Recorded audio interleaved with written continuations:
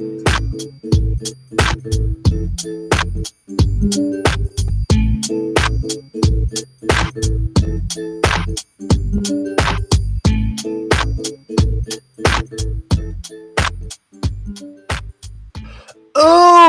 wait, Midway Radio is back.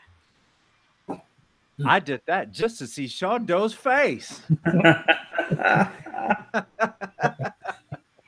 Welcome everyone to the Midway Radio, the show that is a lot like Walking Dead, but instead of zombies, we have DJs. DJs like DJ Fifth Element.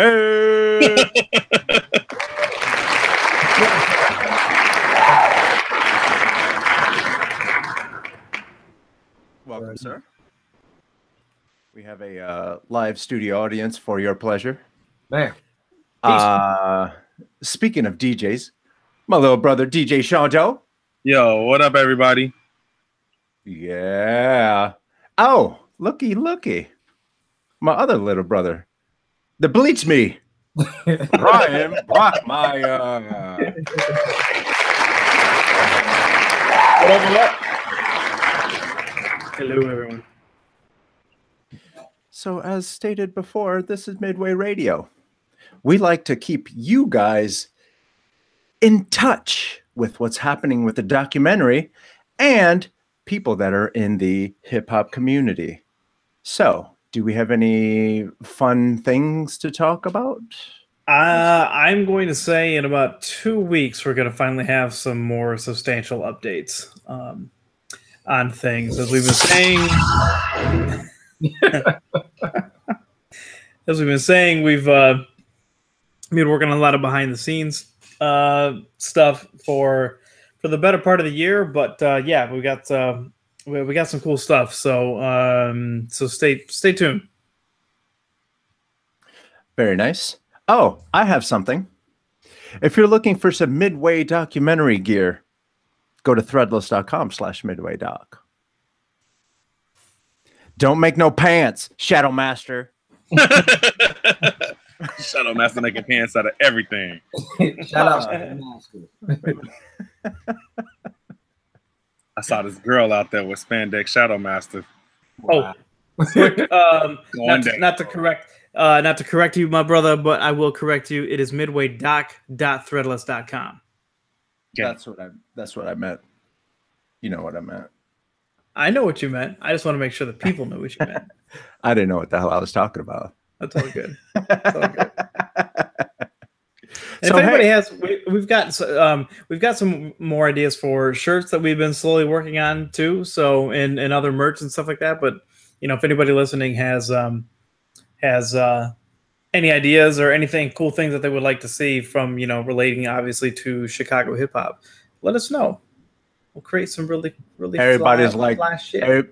Everybody's like, yeah, we want to see that cool ass documentary you guys have been working on. Well, and that's why we do this. We want to let you guys know that we're still at it. The ball hasn't been dropped. There's just a lot of backdoor stuff that we have to do right now that is going to be absolutely boring for you guys, but we're still here. We're still active. We're still getting things done. And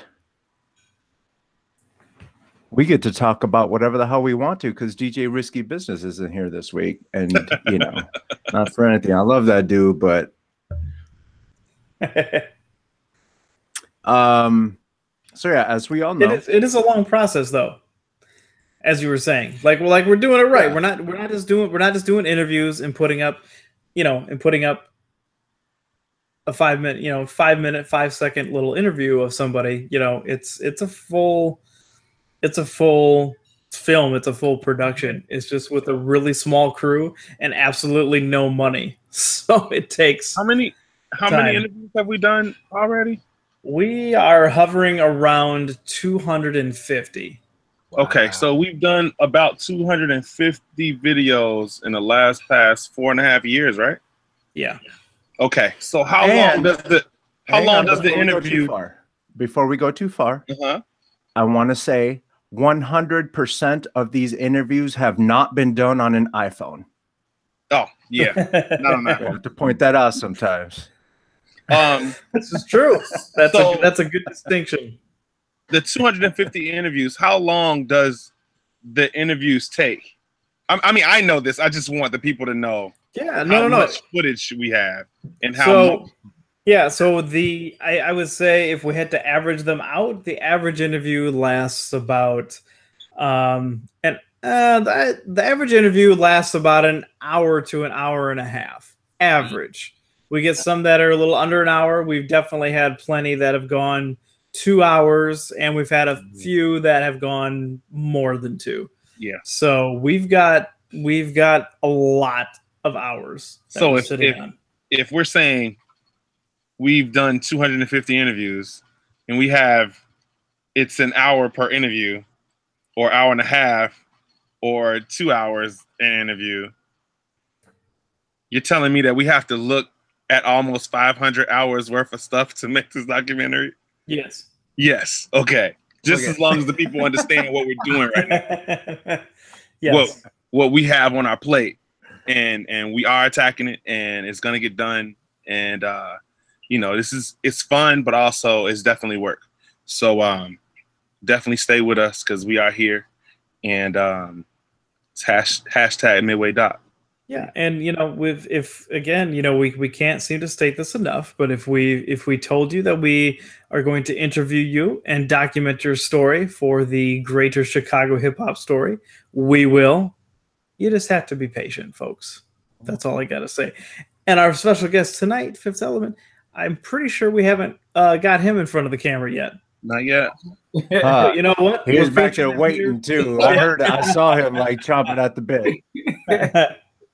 So it's. I mean, those are good points to bring up, guys. It's a long process, but we're doing it right. We're making it thorough. We want to make it. If we wanted to half-ass something, we'd have a half-ass project that's out there and done when people forget about it. We want to create something that people are going to remember, people are going to respect, people are going to just be down with. So it's coming. It's a lot of people y'all interviewed. It's so dope, man, that y'all taking the time out to include that many people. You know what I mean? It's like y'all really taking y'all time. It's like something like that. That's not going to take a year or 2 to do. Like y'all really including everybody. You know what I mean? Right.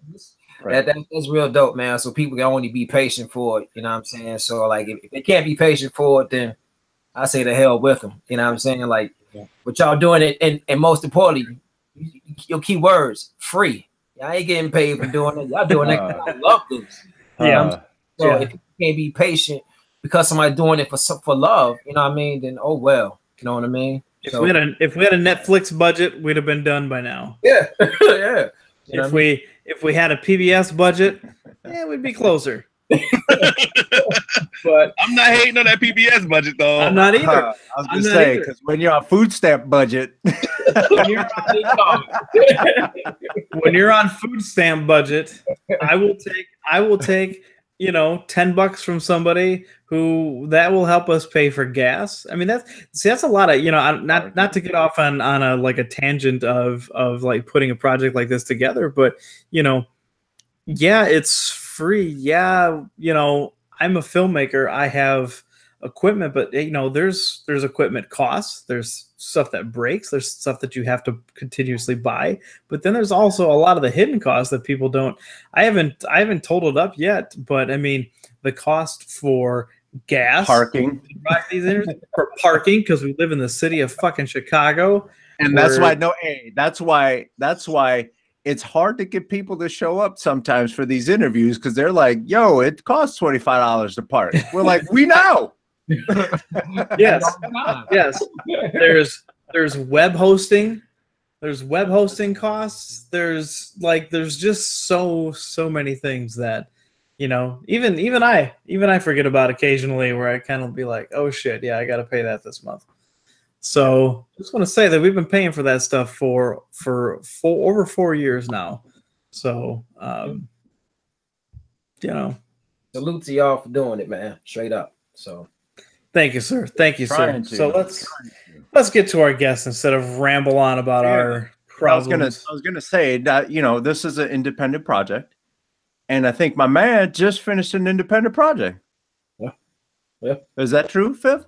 Yeah, man. I'm in the final stages. Like I said, I go next week to my man Sean O'Crib. He's doing the mastering for the album, and I'm going to do a quick arrangement. We kind of know what we're gonna do as far as with the arrangement with the album. Just want to put it together, and it should be out October 26th. Change is necessary. You know, been long overdue for me. And what was your part in it? As far as like I would say it's production. I do all the beats on that. Me and my man Conscious 5, and kind of the way I did the So Wonderful album years ago. Really kept it in house with all the MCs that's on there. Guys I've worked with in the past. Taiwan, Iomos, Novocaine. I got Neek, D Jackson, Rashid Hadi on there, Verbal Kent, Rita J. So you know, I just kept it, you know, homegrown with all my people, and the album happened like over like 3 years. Like the single is out now, Bedtime Story. It's what, like a 4 o'clock in the morning. I sent Taiwan a beat. I just made it, and at the time I told him, I said, man, I'm gonna send you this last joint because, you know, I'm not gonna be working on music for a little bit. And like 30 minutes later, 4 o'clock in the morning, he's sending me back with the verse. Like, I got something ready. That's Taiwan. Yeah. Respect. And for everything that I worked on with Taiwan, it happens between like 1 and 4 o'clock in the morning. Like, I make a beat and I send it to him, and like 20 minutes later, he's like, check this out. It never fails. It never fails. Yeah. And with Bedtime Story, he was like, yo, I'm gonna get Alma. And within like a week, you know, they sent me the song back, and that's where it started. And I would do a song here and there. And like I said, over like the past 3 years, just kind of pieced all these songs together, and it worked out, man. Dope. Yeah. So dope. What? So it seems like a very current title for the record. Yeah. So is there a theme to this, or was there a thought process of putting it together? What take us behind maybe like what the start of the concept and everything. Yeah, well, it started like I said, like the first song I did was Bedtime. Started with Bedtime Story, and I think the next one I might have been Father, the one with Hadi, Verbal Kent, Ja Safe, and Yarbro. And just it seemed like every time I would send something out and they would send a song back, it sounded real serious. Like it wasn't just I'm sending out a beat and they sending back a verse, and it sounded like they're sending these verses with like a purpose of what they're saying behind, you know, these verses. And just with the climate of the times of way, you know, things is going, you know what I mean? I still, you know, feel like at the time, like a change is necessary to kind of to move forward to where you're trying to go, especially if you're like caught like in this rut, you know what I mean? And at the time, you know, I kind of was, I'm not saying leaving music, but as Sean Doe knows, I got a big family. I got a wife. I got 5 kids. You know what I mean? So a lot of times my time is real limited when it comes to creative, you know? So, you know, and at the time, you know, I met this kid, Conscious 5, and this is kind of like me passing what I've done over to him for him to keep it going. You know what I'm saying? Mm-hmm. And that's why I call the album Change is Necessary. Like, you know, a change has to come for me to start to move forward. So I'm moving out of the seat of, you know, really being involved in production and doing beats like that to kind of mentoring young cats to trying to come up and, you know, make the same type of music, the same vibe that we kind of grew up on. You know what I'm saying? Just taking it to, you know, that next step. So, you know, yeah. Dope. Do you think that now that we've become older, do you think that that's like a natural progression for us to go from the guys that are in there getting dirty to the guys that are coaching, that are teaching? Yeah. Oh, definitely, man. I mean, when you look at every era, you know, there's always a passing of the baton per se. You know what I mean? Mm-hmm. When you go from the 80s where, you know, it was Marley and these cats, and they wind up passing it on to the Pete Rocks and the Rizzlers and the Premiers, and then 2000s it came in and it was passing it off to the Ninth Wonders, and Alchemist was really doing this thing And you know, it's always somebody new coming up, and it's like we're never gonna stop doing what we're doing, you know what I mean? But it's always good for us to groom the ones that's coming up next behind us to keep that legacy going. You know, I feel like that comes with anything, even like if you're talking about sports, you know, there was Dr. J, then there was Mike, then it was gonna be somebody else. You know what I mean? There's always gonna be somebody young coming up, but it's always, I think it's important for, you know, the ones in the past to groom the young ones coming up. Like look at the Moldman, like it's perfect example how, you know, Panic and PNS and Memo, you know, they groomed DK and Scheme, you know what I mean, to get to their point. You know what I'm saying? Like they brought them in as the young cats in the Moldman, and then they ran with it. You know what I'm saying? So it's not always going to be us in the race, but we definitely want to bring in people that's going to represent what we feel that needs to be represented. So for sure. Who are some of the producers that you looked up to? Man, man, I was a big Wu-Tang head, man. I love Fourth Disciple. I know a lot of people say RZA. RZA's the man always, but man, it was always something about like I get a Wu album, or like when Kill Army came out, and like this Fourth Disciple dude is just like, who is this guy? Like this is a whole another chamber of Wu-Tang. You know what I'm saying? I love Fourth Disciple and True Master, man. Like they really inspired me a lot. Definitely the Pete Rocks, Dilla. I mean, I can talk 3 hours about Dilla. You know what I mean? What's your stance on Q-Tip? Really, dude? No, Risky is not today. Is not here. To me, wait. Again, I love Dilla. Dilla's my man, but I always put, like recently I've been putting Q-Tip like #1 because it's like, man, when you look at what Q-Tip has been involved with, from the Tribe albums to his role in the Infamous record to his role in the Illmatic to his role to even bringing Dilla to the masses. You know what I'm saying? Like it's super important, man. So you definitely got to put Q-Tip, like, you know, if I'll put it like this: if there was a car, Q-Tip's driving, Dilla's in the front seat with him. Joe, I don't know if you watched. Joe, we've got another one that's on the Risky and Ryan page. Well, no, it's not a. I don't think it's a Risky and Ryan page. I think it's what it is. Like I believe that too. My thing is that anytime anybody brings up Dilla, Risky's always like, "Yo, I think." Well, no, you don't even have to bring up Dilla. He'll just say it out of the blue. You know, Q-Tip be like, "Can do some Dilla. Good cheddar fries." He's like, "You know, Dilla." so it's really the opposite of what I equate it to is the opposite of what people do when they say Dilla changed my life. Like he has to be the one that says Dilla didn't change my life, and he'll fight that. Like it was Q-Tip. Yeah.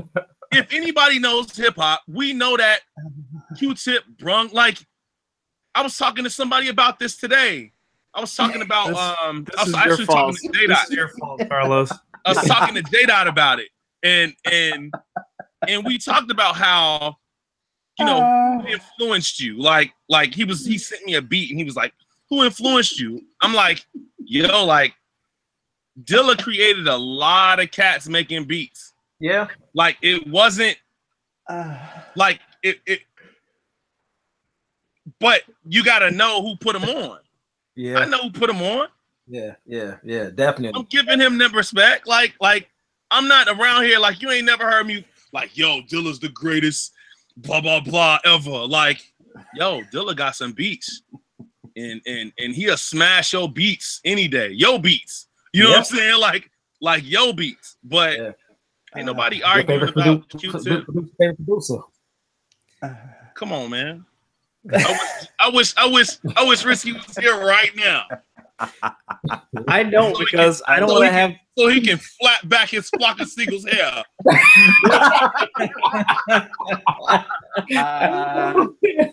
Oh man. This is the 45th episode of Midway Radio, and we've had this discussion about 37 out of the 45 times. It's necessary to have, man, because like a lot of people who love Dilla forget to mention Q-Tip. A lot of people do, man. Especially, you know, a lot of people who jumped on the bandwagon after Dilla passed.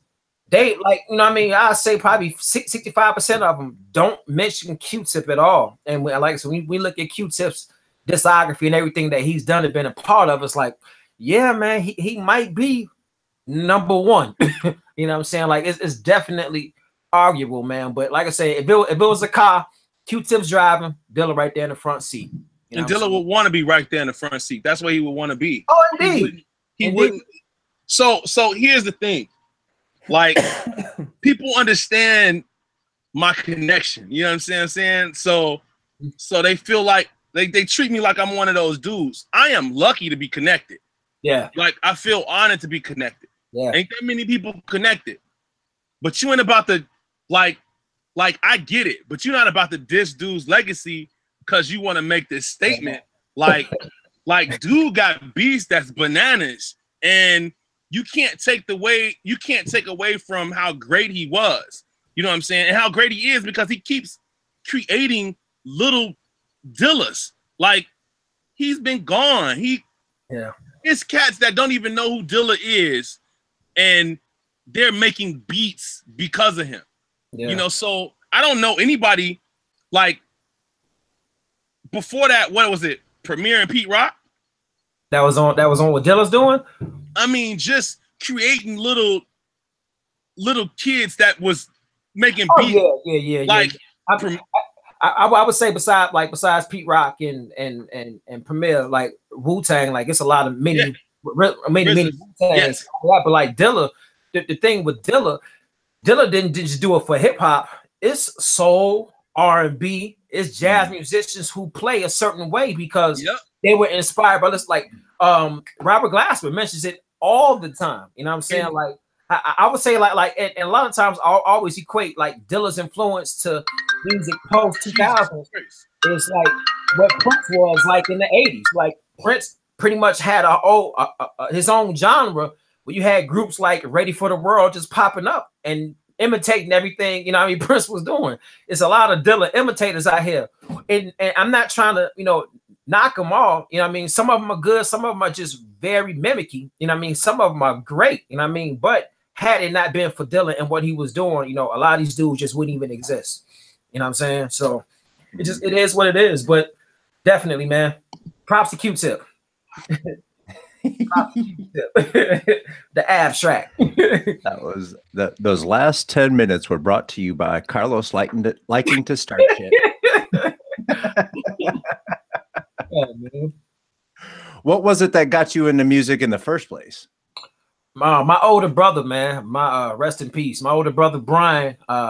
We're 13 years apart, but like that's like my hero for when it comes to music.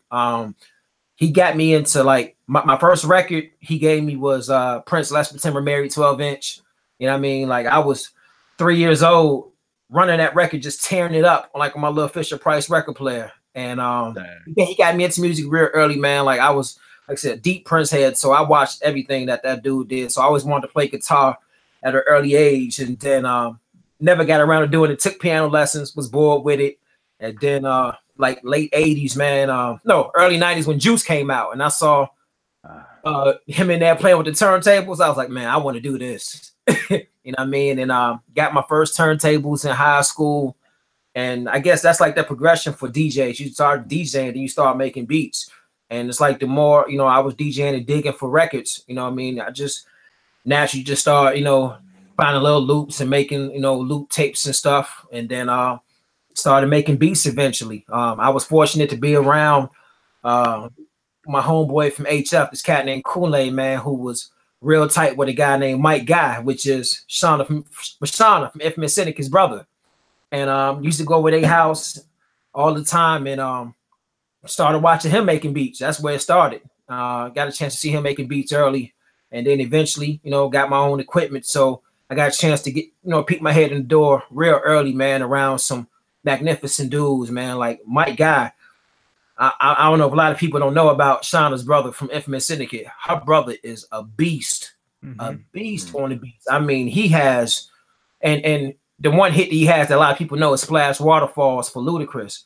But like stuff that he was doing like in 96, 97, whew, I mean, it was good, man. And just being around to see, that magic happening, man, it was very inspiring. So, I definitely took a lot of that with me. And when I started to formulate, my own style eventually, man. So, but it definitely started real early, but I got to give props to my brother for that, for putting me on to music at an early age. Yeah. Nice. Word up. Bless. How did you go digging for records back in the day? Or how do you still do that? Do you like picking random stuff? Do you look at the back of jackets and look for producers and artists? Do you do you have a specific way that you go about digging? Oh, definitely, man. I mean, when it first started, I would say when I first started digging for samples, I was like 98, and my man Tim, we used to work at Foot Action together, and he came over one day. He had Bob James Nautilus. And the Bob James 1 album with Nautilus on there. And so when he played it for me, I'm looking like, yo, that's okay. That's where RZA got Daytona 500 from. Okay, I can do that. You know what I mean? So like the next day we went to Secondhand Tunes, and what I did was from that Bob James record, you know what I mean? I know on the front it says CTI, Creed Taylor Incorporated, and then on the back it has all the musicians and stuff. So early on, like if I bought a Bob James record and I picked it up, I'm definitely checking the year. That's one thing I'm checking. If it's somewhere between 72 and 77, I know it's dope. And then I'm checking the label to see what label it comes out on. And then I'm checking the musicians that playing on it. And then from checking those musicians, I would go look for their records. So if I look from the Bob James record, I see he got George Benson and Ron Carter and Hubert Laws and Jack DeJohnette on there. Okay, now let me go find the Hubert Laws record. Then I get a Hubert Laws record to see he got Billy Cobham on there.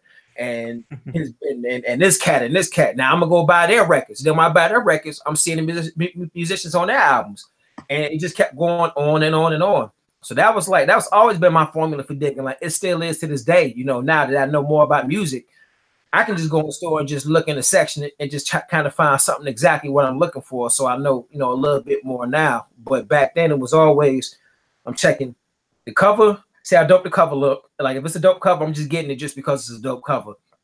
I'm checking the year, and I'm checking the musicians and the label. Like those, like the four main things that I was checking for. If there was anything past 1977, they had to have like the greatest of the greatest musicians on the record for me to buy it. If it's after 77, I'm probably not gonna buy it. So yeah, but it definitely had musicians. Shout out to all my graphic designers. Go get yourself a good graphic designer, because if you have a trashy one, Fifth Element's not going to pick up your shit. That's all I'm going to say. And while y'all at it, tell them all to go get my man Sean Doe, who actually did the artwork for The Change Is Necessary, man. Sean Doe is a monster with the artwork, man. Like if you want something real, man, Sean Doe, that's my man. That's my brother, man. I love that dude, man. I got a sneak preview of the cover, and it was one of my favorite pieces of art that Mr. Hawkins here has created. So I'm happy for you, and I'm happy for him because it's dope. It's a real dope. Thank you. I appreciate it.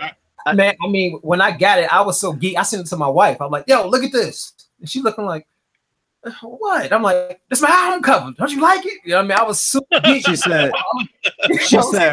said, who did that? He said, no. He said, no, who? Like my wife, she's not really into hip hop like that, so she wasn't excited as I was because she didn't understand at first what it was, and I explained to her. She's like, "Oh, okay, cool." I said, "Man, this is dope." I said, "I like this," and right away, Cass was hitting me like, "Yo, who did the artwork?" I'm like, "Sean Doe." Hit him up.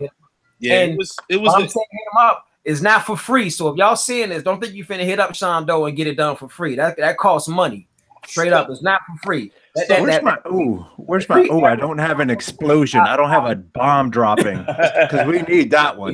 That was a bomb drop right there, boy. Yeah, everybody be like, "Yo, can you do this real fast for free?" I'm hungry. That's the free. Can you do this real fast? Like it should take you, like, bro.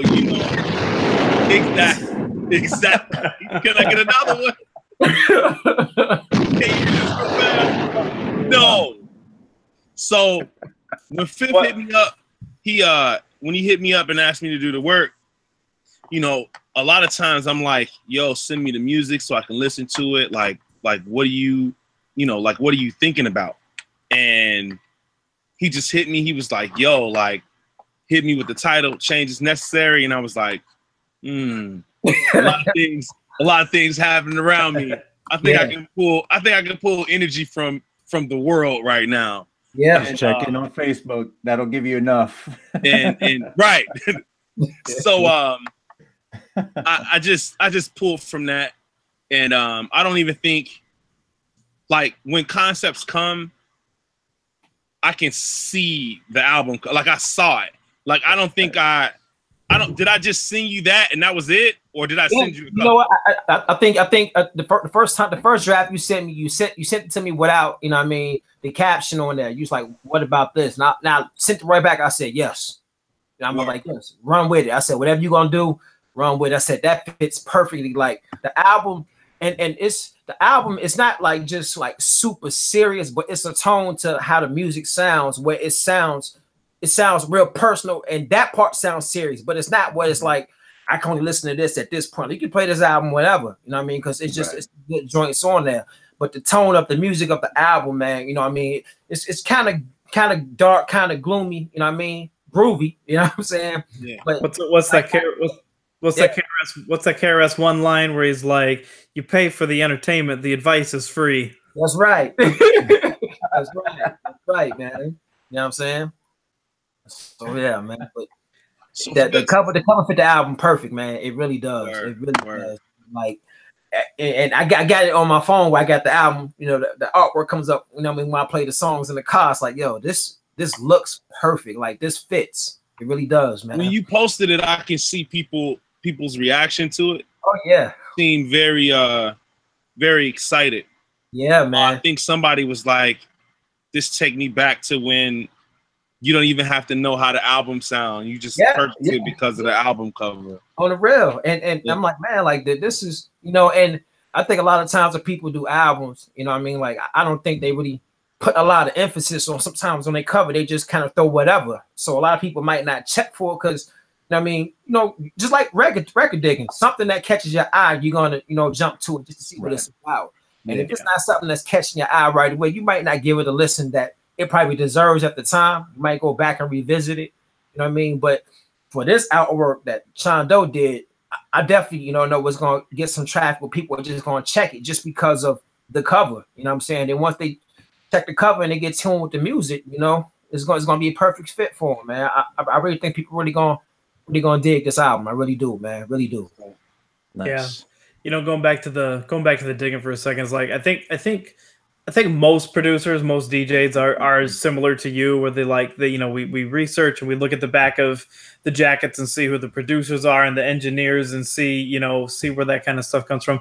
I will say one thing that I definitely was more that way, but I also love going to like places like Dusty Groove, who always got those imports and those weird Italian, 1962 Italian horror movie on CD, and those are ones that I always love to just pick it up because I'm like, there's going to be some sort of gem on there, even if it just one, there's going to be something on there that nobody else has heard before, which is cool. But you mentioned Bob James before, which a lot of people, it's again, if you're ahead, you should know who Bob James is.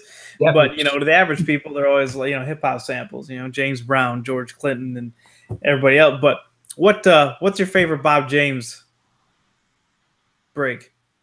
Whew, man. It'd be so easy to say "Take Me Out to Mardi Gras." So easy, but I would say probably, man. I think it's a joint on an album with him and Earl Clue, the one-on-one album, a song called "Sandstorm," and the first 20 seconds of it is it's so dope, man. Like, I don't think a lot of cats have jumped on it like that, you know what I mean? But it's just so dope. Like, it comes in, got the winds behind there, and he's playing the Rhodes and Earl Clue on the guitar. But it's just real dark and cinematic, man. You know what I'm saying? That one-on-one album I love a lot. But the song called "Sandstorm," that's my joint. Definitely my joint. Yeah. Yeah, cool. Man. Talk to us about like so you get an idea for a record. Yeah. And then you put in a bunch of work, and then you ask Sean Doe to make a cover for you. And then Sean Doe says, yeah, for like $1,000. It's hard, man. I want them to have to take my kids out of private school, man. But then you kind of touched on it earlier. Like you were listening to it in the car and the cover of that album came up. Yeah. Like describe that feeling. Like when you put in all this work and now you have like something that you think people are going to vibe to. Like, what's that like? You know, this is like for the first time in a long time of anything that I've done and been a part of, like I'm really excited. And like I feel like, I'm not saying like this is gonna make me a superstar, but I feel like this is gonna, you know, make some noise. People like, yo, this is real good hip hop. You know what I mean? Like I feel like it's been a tide turning for a long time where people are just not selling it for bullshit anymore. And you know, just lackluster albums where it's 18 joints and you're running like 3. Like this is like a solid 10 songs that you like, yeah, I can run this over and over again. And to have everything packaged together, how everything sounds, and I think I got to give props to Taiwan a lot. Like he really, you know, a lot of the songs he's on, I think 4 songs, and the songs I was sending, he would lead off, and as soon as he leads off, and I send it to somebody else, they would lace it perfectly off of his energy. Yeah. So, and once I didn't, or say had all the songs together, and there was still some songs I didn't put on there. I just felt like, man, like this feels real good. I haven't felt this good in a long time about, you know what I mean, doing music. Probably not since like the Almas Go Ahead album. Like I was really excited about the Go Ahead album that I did with Almas. Like, yo, dude, like we about to do it this time. Yo, talk about that, bro. Like, like it's crazy because we have history with All Natural Inc., the label. Yeah. And, not a lot of people know exactly what, you know, we brought to the table. I mean, for Tone and Cap. When I came into the All Natural Inc. fold, I was with Frontline Entertainment at the time, JW, Quasar, Out of Limits, and things were kind of breaking off where everybody was kind of doing their own thing. And I remember one of the last shows we did at the Metro, it was Frontline and Acrobats. And we did an hour set. It was me, Nova, Josh Safe, Quasar, Adad, Kenny, Cosmo. I mean, it was like Wu-Tang. Yeah. That's how that stage looked, bro. I remember that night. Yeah. It was crazy. And I remember when I got off the stage, Greenweed's Spotlight and All-Star ran up there, was like, yo, y'all are dope. And then he's like, every time we see y'all are always dope. You always got, you know what I mean, your team on point. And I was like, man, I appreciate it. And I felt so good because I love Fam Tree, man. I love them dudes with all my heart, man. Like they made some of the best music that inspired me, especially, you know what I mean, coming into Chicago fold when I did. And Dave and Tone, I got nothing but love for all my big brothers. And from that, they said, yo, we're gonna do some work. And I said, okay, cool, man. Give me a shout. I'm ready. Like 3 weeks later, All Stars hitting me up like, yo, we're gonna need a DJ for, you know, to tour with us because we got the Daily Planet album coming out. I'm like, man, I'm with it right away. So when I first came in, it was really just to be Daily Planet's DJ at first. And it started from there. And remember, like the first time I hung out with him, I think Tone told them to give me every record so I could have every album. The first show I did wasn't a Daily Planet show. It was a Fam Tree show. It was Dave, Daily Planet, Greenweed, and Almas. And I remember them saying, yeah, Tone said, yo, you can go ahead and hold it down because Tone got to spin. Since we got you in, you know, you can, you know, fill in whatever Tone can't, you know, be here. You can just be the fill-in DJ. I said, man, cool, that's no problem. So it went from there, and I wound up DJing for everybody. This is going on for like about a year and a half now. And then Tone and Twilight Tone is doing the beat battle. And they bring me in to DJ for that. When they bring me in for that, Tone's like, yo, I'm finna bring in, you know, this kid, my man Sean Dope too. I said, man, that's just dope, man. Let's do it. So a lot of times Tone was the main DJ for everything with All Natural. Everybody knows that. He did everything. So when he got me in and Sean Doe, now he could take a break from DJ and everything and handle more business. And he was handing off work to me and Sean Doe that pretty much take care of all those kind of shows and stuff like that. You know what I'm saying? So me and Sean Doe came in right away running, and we were working. It wasn't easy. We were working. You know what I'm saying? So he had dudes working, man. But you know what I mean? To be around him at the time when I was, man, I think it definitely helped me, man. And I was so, grateful for it because that's one of my favorite groups, man, for him to bring me in the fold like that and and not even just put us to work, but to trust us, because you can't name too many people, in Chicago's hip hop community that has came in within All Natural Inc. and done work like that. You know what I'm saying? Like they keep their circle real tight and they just not letting anybody in. So for them to trust us with, that responsibility, man, extremely grateful. I mean, it was dope that time too. Because if you really think about it, like where All Natural Inc. was headed and how many people have responsibilities, and we kind of was like the pillars for the label. Yeah. And I mean, like really respect the DJ. Like Tone couldn't do it all, so he got two dope cats to kind of hold it down for him. Like he had life and a label to run, and the more it kind of got big, because I think we actually even kind of breathe life into like the label. Like those, like think about what albums came out. The Prime Meridian album, the Go Ahead album. I mean, it was another All Natural album. It was supposed to be like 4, but the like only one came out. The Green Weeds Riot album. Yep.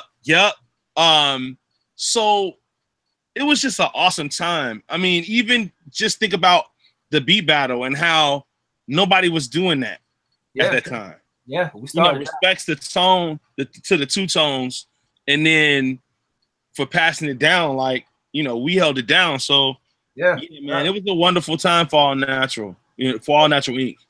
And like with all those albums, like a lot of people might not know, because I saw somebody, I forgot who it was on Facebook. They were like, y'all didn't even know you made beats. This is somebody who was big up in something about All Natural. And I wanted to tell myself, man, like I'm on every All Natural album, like from like Go Ahead, G Strings. I'm on a Cap D song. It's me and Cap D. The song Think. I'm doing the ad libs. That's me in the background. You know what I'm saying? Like, man, like I did beats. Like, okay, man, that's cool. I understand. You know what I'm saying? Right. I'm not mocking you, but I've been there. like who that you picking up? I've been there, bro. I said, if you've seen any of my shows post 2006, that's me back there on the decks. You know what I'm saying? So yeah, man. But I mean, like I said, it was a great time, man. I was just very fortunate, man, to be in that position to be able to help and assist, them the way I did, man. Straight up. And this is the reason why we're doing this documentary. I'm just saying. No, it is. It is. I'm just saying.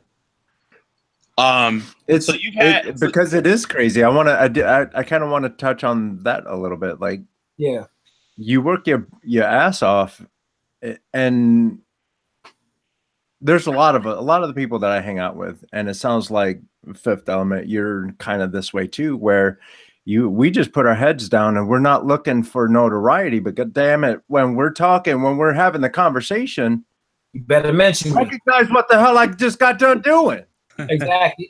And what you said, they hit the nail on the head. Like I never did any of this for any recognition. You know what I'm saying? Like I never did this to say I did this. I did this because I truly love music. Like music hasn't paid me, financially the way, I probably could have made it. You know what I mean? Like, I take care of my family off of my career, my railroad career, which is fine. But music, I love music. I've always loved this, man. You know what I mean? And I'm always going to be this way. You know what I mean? It's times I've done beats with people for free. You know what I'm saying? I've ghost produced a couple of joints. You know what I'm saying? I've given away ideas many a times. And it's like, I don't need to talk about it because, you know what I mean, it doesn't need to be talked about. You know what I mean? It's not for that purpose. Like I do this for the culture and I love it. You know what I mean? Like I said, when I came in 97 and started working, I happened to be around, you know, some of the most talented people, you know what I'm saying, around just to be able to walk in the studio and Mike guys in there doing joints and he got Infamous Syndicate sitting there, or I can go up to Streeterville where they're recording that and I can see a young Kanye walking down the hall, you know what I mean, and just say, peace, what's up? Right. You know what I'm saying? So to be fortunate to be in that position to see those things, man, it's like, I'm grateful. Like, that's why I did it, because I wanted to be around that to see that aspect of it. You know what I mean? We all, you know, look at records and dig through it and read the names and the credits. I wanted to be the person to look behind, you know, the curtain to actually see how are they making this? What are they doing? I mean, to get it from point A to point Z, you know what I mean? And I've been fortunate to do that, man. Very fortunate. I mean, it's amazing how we grow up and it's just like people don't understand that this is just a part of us. Like, like it's not about anything but doing what we know how to do. Yeah. You just schooled some cats on how to dig recently, like just earlier in the show. Like we were all digging in some form of fashion, lovers of hip hop. Like Ryan was saying, this is what I do. I look at the back, I read, you know, I look at dates, I look at covers. Like, I don't know if Ryan's making beats, he probably should, but he has not as much today as I was, you know, 10, 15 years ago, but maybe after this documentary comes out. Right. Midway, the label, right? Let's get it going. Yeah, it's going down. But yeah, so you've had some things happen to you that was really cool that I want you to talk about. Yeah. First, I mean, not in any particular order, but the So Wonderful mixtape. Can you talk about that a little bit? Yeah, man, the So Wonderful mixtape pretty much came from, it was going to be So Wonderful, the album, when we all were at Frontline. Ja said, like I said, Ja, Novocaine, Quasar, Zozer, all of them, and actually Risky Business. I wish he was here to talk about it. He did the Frontline mixtapes. Yeah, you know what I'm saying? So a lot of those songs on that album, like it's like 3 or 4 songs on that album that's supposed to go on my album from that mixtape. And it started there. That was 2004, I think. You know what I mean?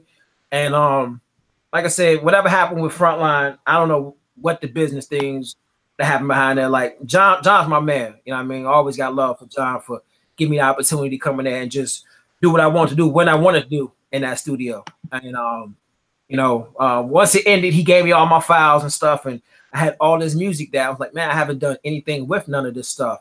And there was some remixes I had in there, and there was a bunch of songs I had. And I was like, well, you know, I'm not doing anything at the time. This is like November 2005, because it came out February 2006. And I said, man, I'm just gonna throw these joints out here. Me and my man Dante packaged up something. We got the cover done by Ben Alpha over at Juggernaut, man. Shout out Ben Alpha. And when now all the songs is on there, man, was stuff that I had done the past couple of years. Like the newest song was the Fru Quan song with the Sun Star. And we and him was kind of doing some work together and possibly trying to get a Gravediggers album together. And I took that song, put it on there. Everything else on there was just stuff that I had pretty much just sitting that nobody had heard for a while. And it was just something I want to present to people. And people jumped on it right away. Like, you know, a lot of people liked it. A lot of people didn't like it, you know what I'm saying, because they wasn't knowing it.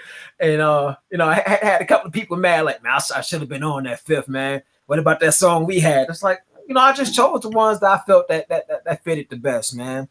And, you know, the height of that was when, you know, I never forget my man Dante. We had put his number on the back of the cover to contact for management.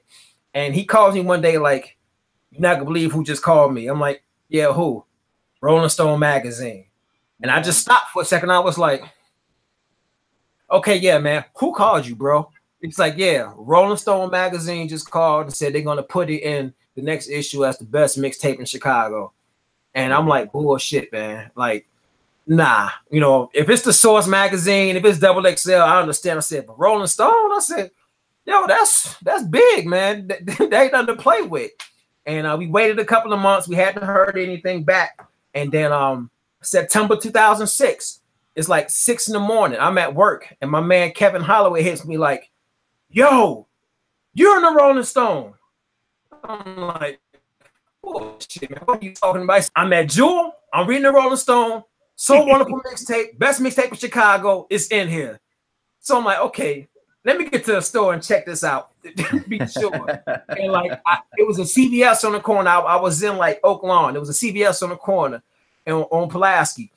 Go to CVS, open it up, and I look, and I was like, damn, word, that's dope. You know what I'm saying? And then the next thing you know, a lot of people hit me like, yo, you're a Rolling Stone, you're a Rolling Stone. So like the height of that was like real dope. I was like, man, this came right on time, because it was doing another pivotal point in my life where it's like, yo, do I really do family full time, or do I kind of still dibble dabble in music? And like that kind of gave me some fuel. Like, you know what? Even if you don't get, you know, the accolades, the recognition that you want, just always keep creating, because you never know. Yep. Right. You know, and like I was just, you know, grateful to have that appreciation I have, you know, Rolling Stone magazine to show like, man, they really dug what I was doing. You know what I mean? And they hit us a few times like, yo, whatever else you got, just send it to us. Like, you know, we play your CD around the office all the time. People love this. So I was just very, very fortunate, man. You know, just a wonderful time, straight up. And that's really dope, because when do they ever get something that gritty? You know what I mean? like I remember that mixtape, and that it's nothing clean. There was some grit on there. You know what I mean? Yeah. So somebody at Roland, like, they had to be really dope. Yeah. To put it to have the mind to put it on, and then everybody else catch on. That was pretty sick. Yeah, like it was nothing. I think the cleanest song on there was My Little Brother at the end. I put him and one of his buddies in high school, Nevin, on a song, and it came out dope. You know what I mean? But it was a little clean, but everything else on there was just super grimy. You know what I'm saying? Yeah, I got a song on there with Spotlight and Greenweeds called So Wonderful. That's super grimy. The Josh Safe song on that grimy. The song on that Static, which, you know, I lifted from the Frontline mixtape, and I put that on So Wonderful. And that Static song, like that was gonna be a whole nother project at Frontline with Josh. It was supposed to be Josh Safe, Novocaine, Quasar, Hell Sent, Czar from Fine Arts, and Zozair. And I was doing all the beats, and long story, somebody that was around Frontline, I'm not gonna say his name, I know who did it though, but somebody who was around Frontline didn't like the love I was getting for me doing beats with people, and they took my zip disc and fled with it. I pretty much had to come back to the studio with some of my buddies like, yo, I'm gonna give y'all an hour to come up with my zip disc, or I'm coming back and I'm tearing everything up.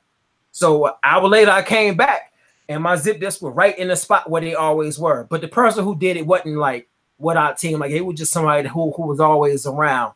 And when he brought the disc back, the disc that had all the beats from that project that was gonna be all those dudes, he erased the disc.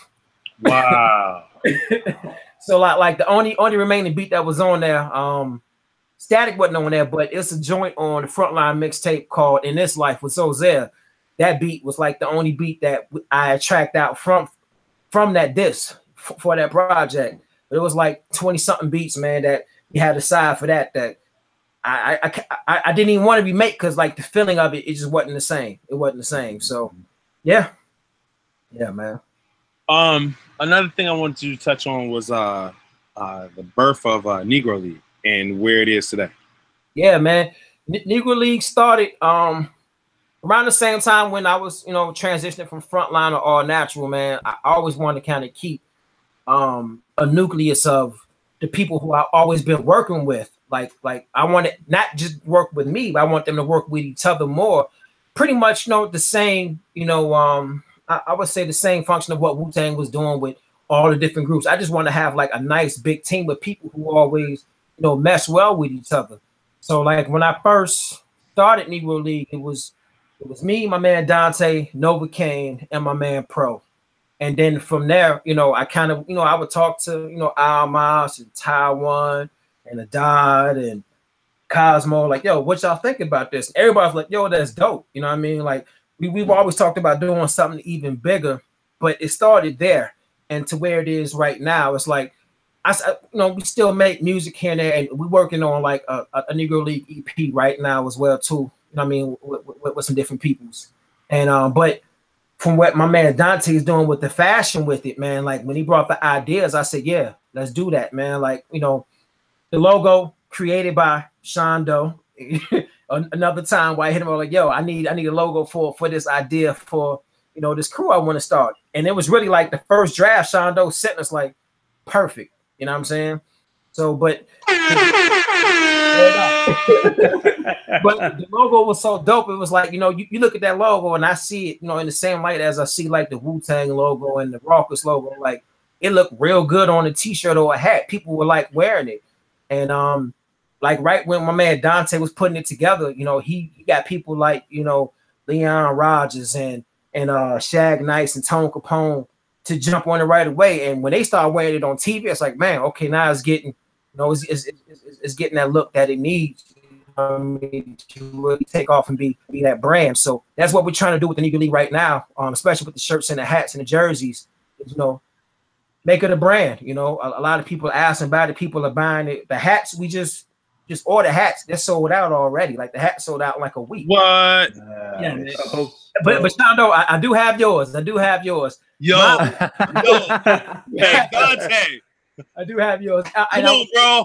I did the logo. What's up? I need to be fitted, son. On the real. Yeah, I was gonna say like, well, hat, I wasn't wearing I need it. Wearing my hat right now, but my son took my hat. Like he's upstairs with. Of course. And I asked him for it back, and he's looking at me like, I asked him for $1 million.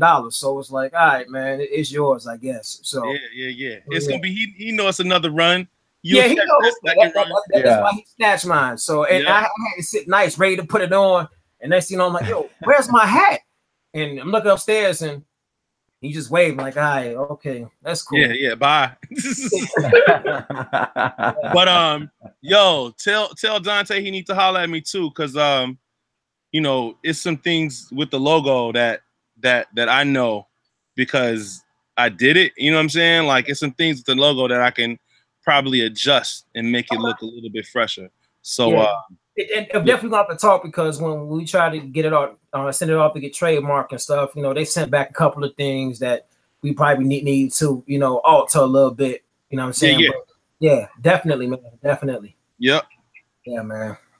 But I like the way it's going. I seen the homie Chris Crack wearing it, so that Chris Crack doing a lot, Spencer.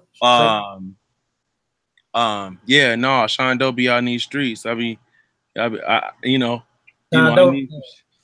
now that it's getting chilly outside, I'll be out in these streets. I ain't no punk out in these streets, son. People see me, they be like, yo, what is he wearing? I'll be like, yo, you didn't know I'm fresh like that. That's right. I just need my stuff on my back. It's all good. But yeah, man. So we got this new album coming out. When does it come out? October 20. I'm gonna slate it for October 26th. That's what I'm praying on. I think it's gonna be October 26th. If not October 26th, then the following week. So I think that's the first weekend of November. I ain't got the date right now, but yeah, between that, definitely. But like I said, the album's done. I just got to go and listen to the final master, and and we good to go. Good to go. Is it just digital, or that's what I was just gonna ask? John Doe. Yeah, well, we're gonna do two things with it. The first run of it's just gonna be digital, and then I'm gonna do another special release through Culture Power 45.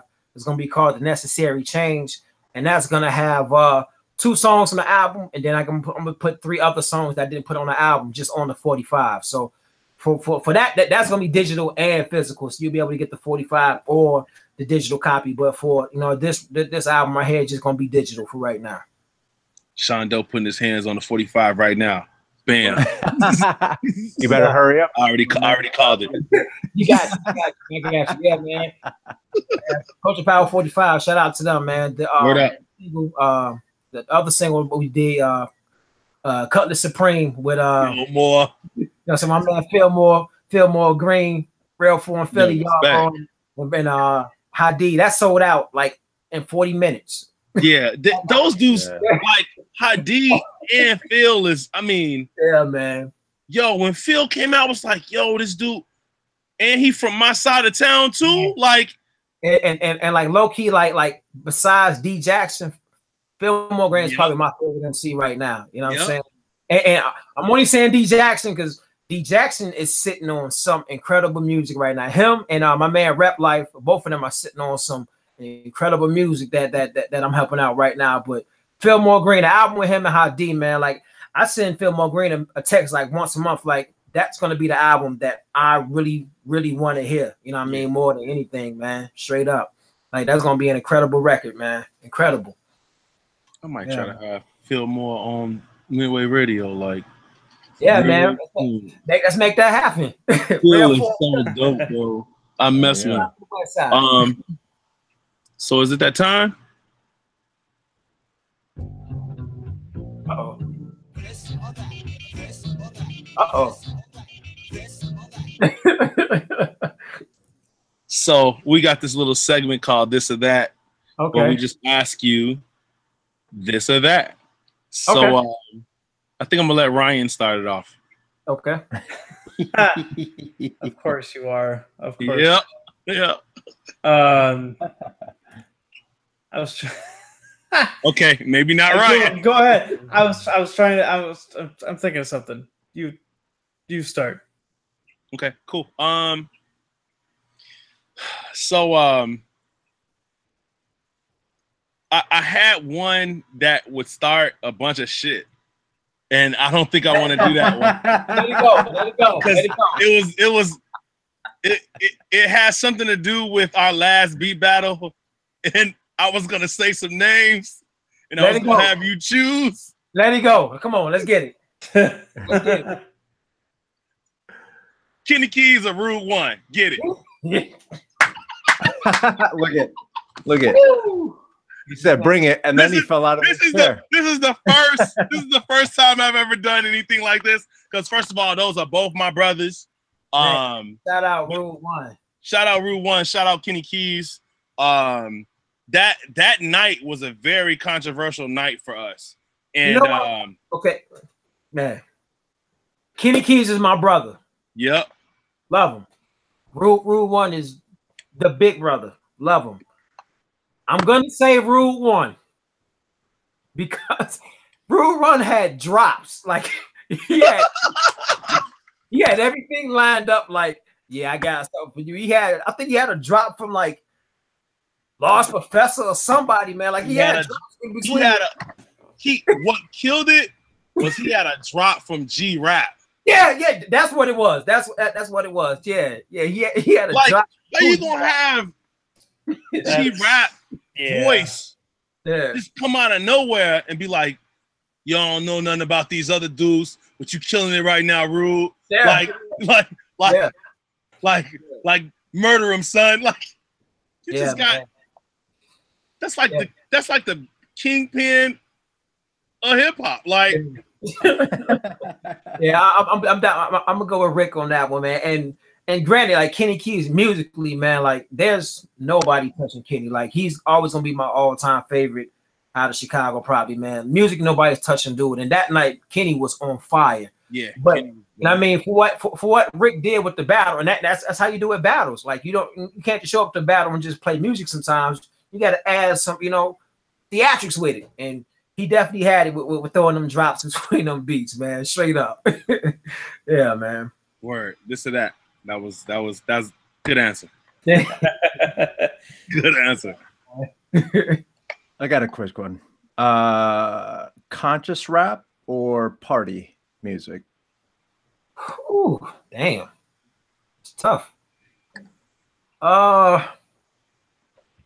I'm gonna say conscious because with my job, a lot of times I'm driving and I definitely like to sit in the car. Like I would rather, sit in the car and play Nag Champa than listen to Annie Up. You know what I'm saying? like I love Annie Up, you know what I'm saying? But just the mindset and me driving, with a song like Nag Champa will put me in, or a song like, Umi Says, or a song like Electric Relaxation. You know what I mean? Put me in a better mood driving than playing Annie Up or Broken Language.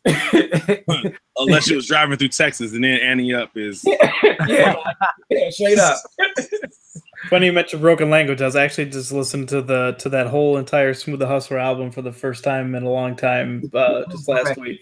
Love that record, man. That's more. That song, that's still like one of the dopest songs, like the most nonsense song ever. Like they're making no shit. It sounds so good, man. Like, man, like I never thought nonsense could sound that great, but the way they put it together on that, and it's just, man, dudes just going back and forth, just throwing darts, man, just rhyme patterns. You know what I'm saying? Like, and I think that's what like a lot of new school people like.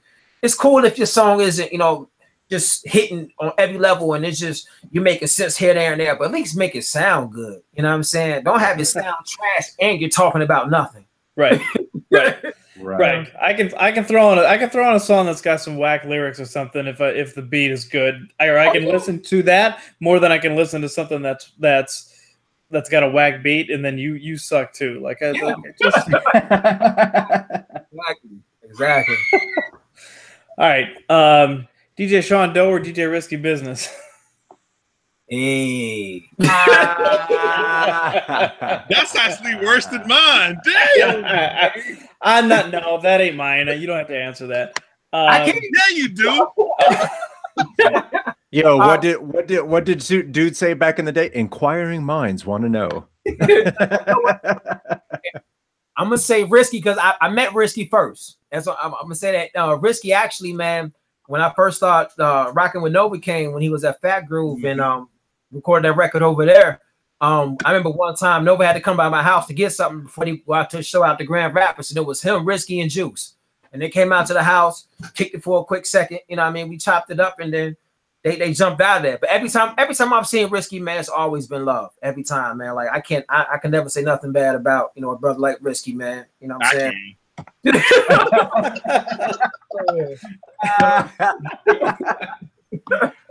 All right. I was gonna say something nice, but that was good. I like that. All right, my real one is just to continue with the Bob James theme, just because like when this is done, I got some work to do. I'm gonna be putting on some Bob James. I haven't listened to some of that stuff in a long time. So you mentioned "Take Me to Mardi Gras," which for those who don't know is one of the. I mean, it may not be Funky Drummer, but it's up in the upper echelons of sampled drum beats before. So with that in mind, Rock the Bells or Peter Piper? Nice. Rock the Bells. I'm going to Rock the Bells because of Rock the Bells. I'm going to Rock the Bells just because Rock the Bells. LL. I'm good. I do the same. I'd do that too. That'd be my pick. Yeah. I do need to point something out. Yeah. Can you lean back a little bit? You got a little doo-doo on your shirt. What is that? You got that shit that said Mets. You can erase that. Get some white out for that shit. Nobody wants to see that. Just sports, man. I love sports, man. Wife dog fan. I'm just mad. I'm just mad that the Cubs went out like a bunch of. Yeah, that was bad. Nice. That was bad. Couldn't get a hit to save their life, man. It was so bad. So yeah. Anyway, Jesus. So we good then? We wrapping it up? Yeah. All right. So Mr. Fifth Element, if people want to find you, your record, because the record's coming out at the end of the month, y'all. Yeah. Where can they find? Where can they follow up and make sure that they come out and buy this record? All right. Instagram. DTHE 5 Wonderful on Instagram. Also the Bandcamp Negro League at bandcamp.com. That's where the album will definitely be at. It's going to be on all streaming sites, the Spotify's and Tidals and Apple Music, Google Music, Amazon, everything. It's going to be everywhere for sure. I'll be posting, more info. hopefully, within the next week or so, about where you can get the album as far as for streaming. But definitely negroleague.bandcamp.com. You can definitely go there to get buy it directly for sure. And also to get any apparel. Like I said, the t-shirt, we got t-shirts coming back, we got jerseys coming up, and the hats for sure. Indeed. Nice. Thanks again for coming to chop it up with us. It's been a pleasure, man. Thank y'all for having me, man. Like I said, I appreciate the work y'all doing, man. I honor y'all for the work that y'all doing. I know it's a lot of people that y'all gotta definitely talk to, man. And for y'all to put me in the mix, man, definitely grateful, man. Appreciate it. Thank you. But we will not forget. Word up. We'll have a couple guys. I know people that are on this project. We'll reach out, get you on the schedule. Hey man, have your peoples, call my people,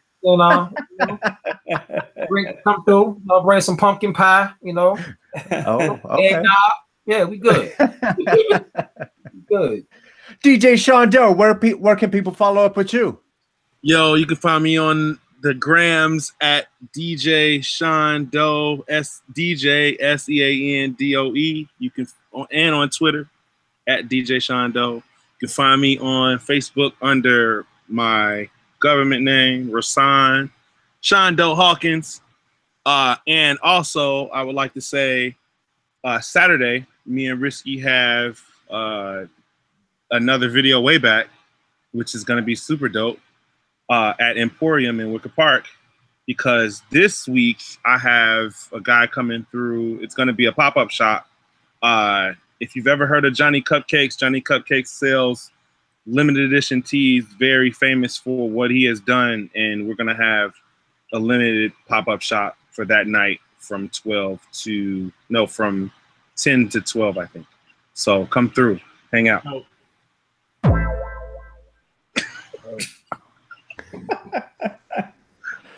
How about you, Ryan Brockmeyer? Individually, folks can find me on Twitter and Instagram, 278 Media. The number is 278 Media. And Midway, of course, is Midway Doc across the board on website, Instagram, Twitter, Facebook. Threadless is midwaydoc.threadless.com. Go cop a Midway t-shirt. Support the project, and yeah. So there, and I'm Carlos. You can find me at coconutjustice.com, Coconut Justice everywhere else. If you look on Instagram.com/coconutjustice in the morning, you're going to see this. Nice. Word up. Look at the shirt, though. Word up. No. No. Word up, man. That's dope. That's dope. I need that pic, man. Put that as my profile pic, man. Yeah. I'll finish it up and we'll get that over to you. Yo, but just don't start making jerseys and hats out of them shits. No, you can. You can. Without them knowing. Look, you know what's funny? I'm gonna go ahead and put a bunch of people on blast right now. Yeah.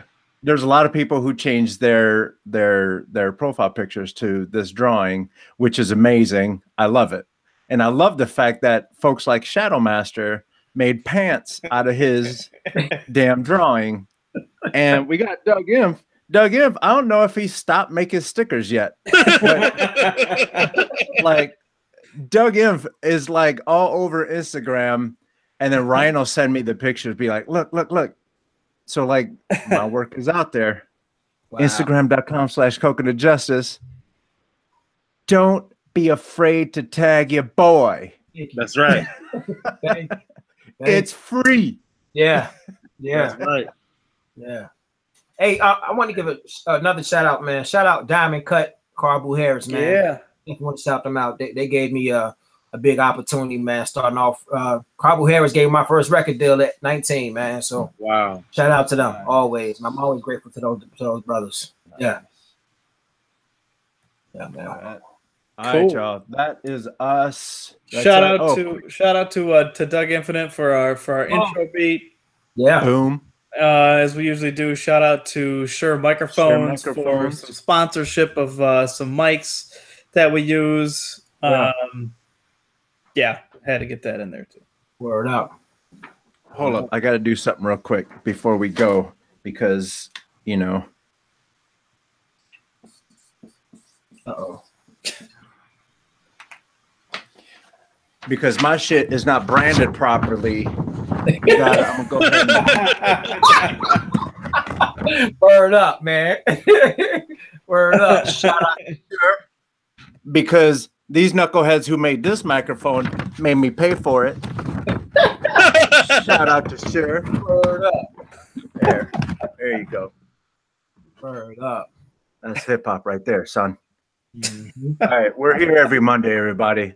Come find us. Quick shout out to Omar Johnson, who gave us some respect. Yeah, every Monday. See you guys every Monday night. Have a good week, y'all. Cool. You even sound better with that, like that. You like that? Yeah, that's because it's a Shure microphone. Shout out to Shure. Shout out to Shure. All right, peace, y'all.